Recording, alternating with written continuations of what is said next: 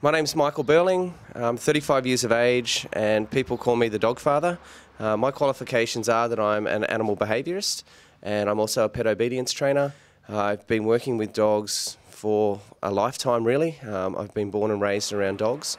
Studying animal behaviour and being an animal behaviourist is a little bit more than just being a dog trainer. The study and the work that I do and I have done is to understand a lot about instinctual behaviours, a lot about learnt behaviours and ways of modifying behaviour. Being an animal behaviourist, I'm often called upon to remove behaviours, so behaviours like aggression, nervous, anxious behaviours in dogs and antisocial behaviours in dogs that might include behaviours towards people. I'm a passionate advocate and I call myself an advocate for BSL, which is breed-specific legislation, and trying to have that removed because a lot of the dogs that I do work with, it's not discriminatory for the issues that they have based on breed. So this is my main man Tonka. He is one of the dogs that I own. I actually own 3 dogs.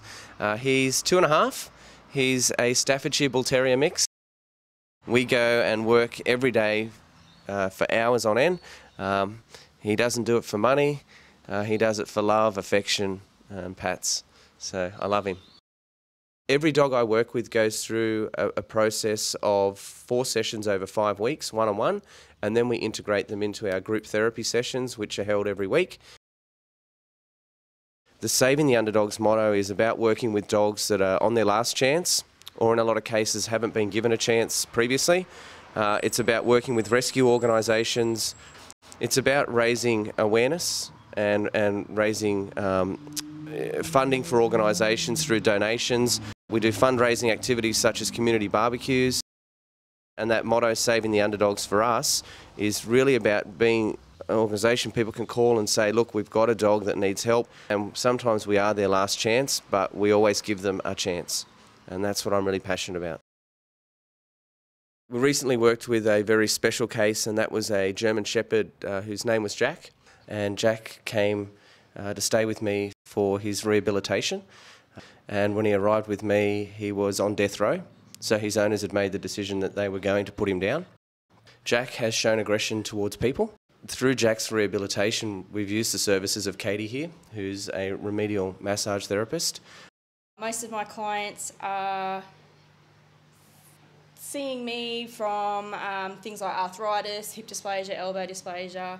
I've got some clients that are coming out from Michael, like he said, that we're increasing their exercise.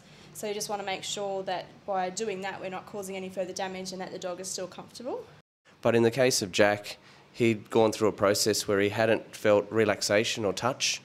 Towards the end of his time staying with his family, he'd actually been chained up and removed from contact with people. So to reintegrate him back into, being around people, we wanted to make sure that it was therapeutic and that we utilised Katie's services here. After 12 weeks working with Jack, he's now going to be rehomed with a family that has 3 children under 5. They're experienced German Shepherd owners, and he's a success story for us, but he's an example of just giving a dog a chance, but giving a dog what it truly needed. And what he needed was far more than just love. He didn't deserve what he potentially could have ended up with, and I'm so glad we had the chance to be able to put him on the right track, and now he's got a bright future with our family and he's going to live a long life. It almost upsets me, I guess, to think of what could have happened, but yeah, incredibly privileged to be able to take him on and show him the way. Working with Michael has been fantastic. He trains dogs in a way that, as having previous dogs, I knew existed, but I'd never been able to find a trainer that actually did it. He showed me that owning the dogs and training them was more a way of life rather than just having dogs that will sit, stay, heel and do all the obedience that you see. Like a perfectly trained dog isn't necessarily a well-behaved dog. The most rewarding parts of working with dogs is seeing a dog that I would call broken, that has a behavioural issue that is stopping it or inhibiting it from having the best life it can, and seeing the transformation of those dogs just returning back to being a normal dog. I get a little bit emotional about, but it's something very, very rewarding to see people enjoying a lifestyle with their dog. Tonks, you ready? Let's go and save an underdog. Let's go to work, buddy. Good boy.